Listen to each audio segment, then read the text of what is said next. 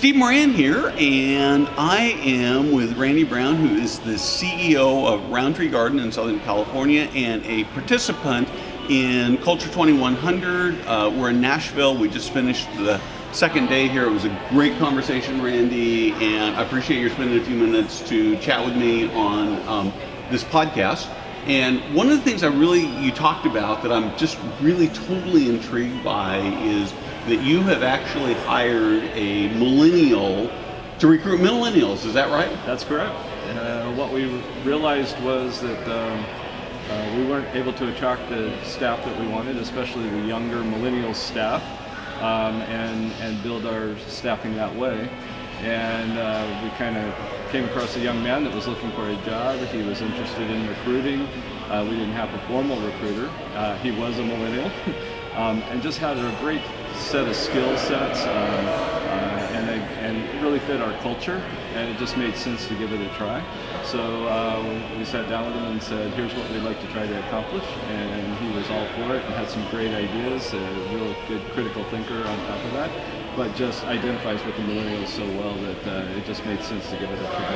It's worked real well. So let's talk a little bit about specifically what he is doing. So has he rewritten your job descriptions for you to be more millennial friendly, or?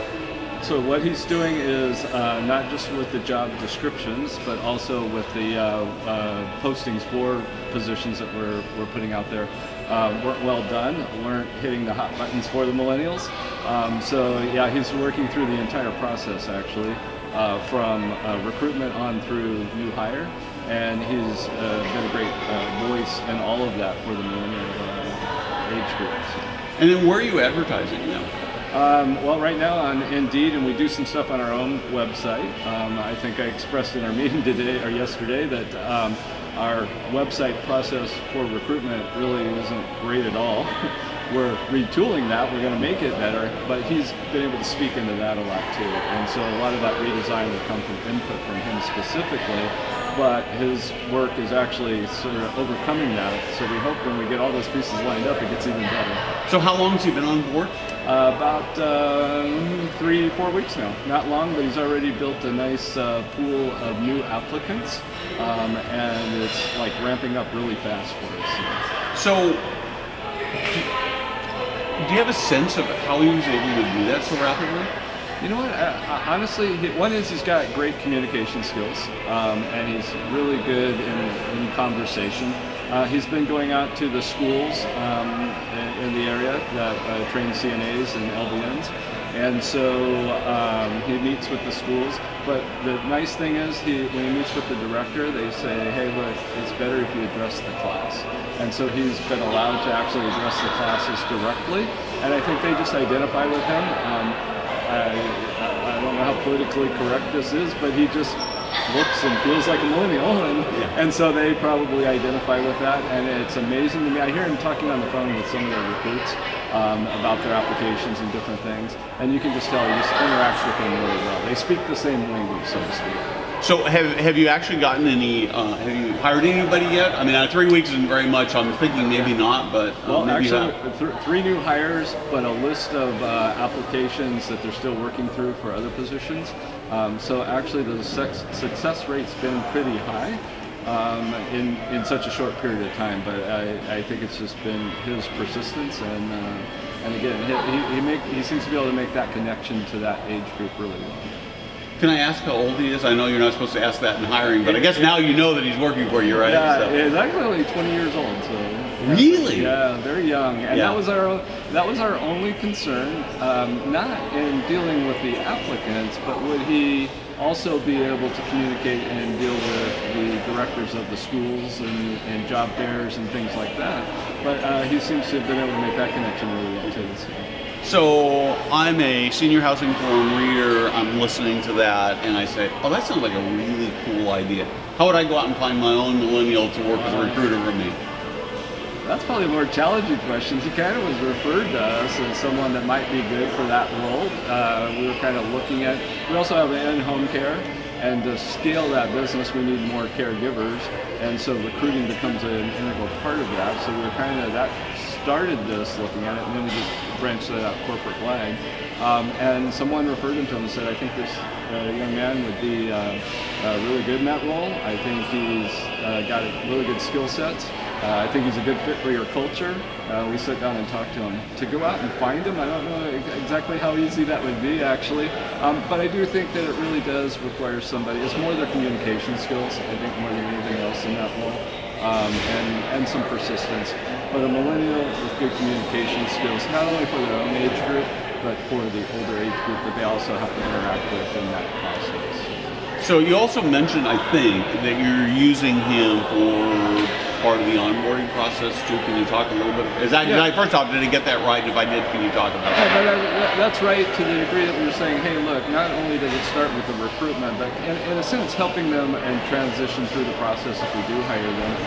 But also more importantly to what we mentioned earlier is having him help us change the language on the front end, on the ads we're running, in the job descriptions, what the process for submitting applications looks like, that it meets that age group's expectations, I guess is the way to say it. So yeah, we're giving him even more of a voice than I think we thought we would when we first hired him, because we see so much potential.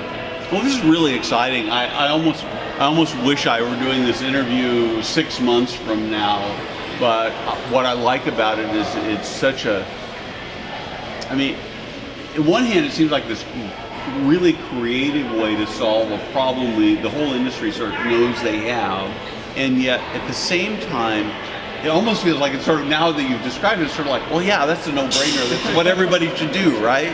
So I have to admit, we didn't start out by saying let's go hire a millennial to do this, but then when we had him referred to us and met with him, we said, well, he is a millennial and we're trying to hire millennials. And actually through that initial meeting is when we sort of put those two pieces together, like you say, that aha moment that said, well, maybe we should have done this a long time ago. But yeah, that kind of occurred to us in that moment, and then we said, we got to try this. No matter what, we got to try this. Yeah.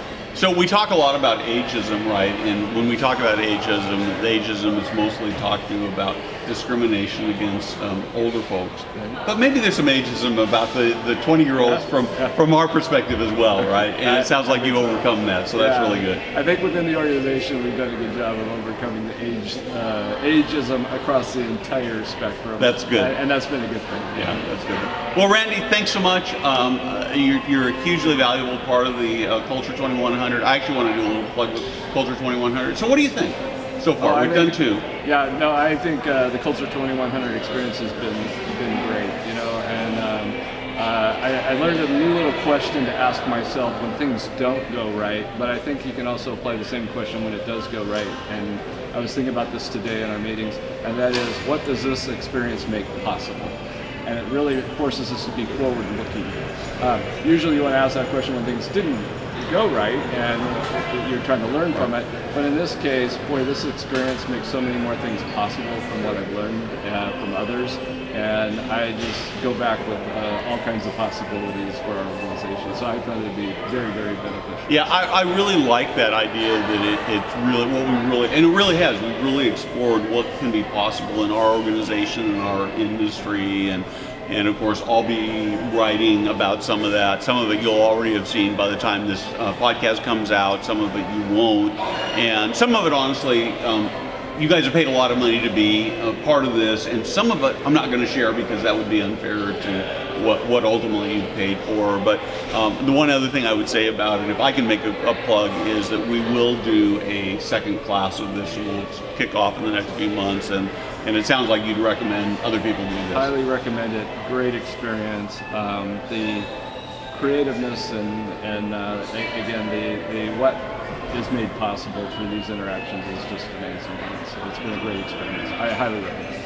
Yeah, the camaraderie, I think, is the other part for me that's just huge, is that everybody went into the first one. Some people sort of knew each other, and you know, I think as Denise and I came out of the first one, it was like, yeah, that was pretty good, but maybe not as good as we like. But yesterday and today was just amazing. Yeah, everybody was really connected. So anyway, well, Randy, thanks very much. I'll let you get off to playing tourist in Nashville and with your wife. And have you been? I have not. We have never been here before. So one of my favorite places. So you'll have a great time. So anyway, thanks so much. Thank you. That's it for this episode of the Senior Housing Forum podcast. You can check out our other great resources at www.seniorhousingforum.com. I wanted to close by saying lead well, lead strong, and more than anything else, lead with great compassion. If you have an idea for this podcast, we'd love to hear about it. My name is Steve Moran, and you can email me at smoran@seniorhousingforum.net. See you next time.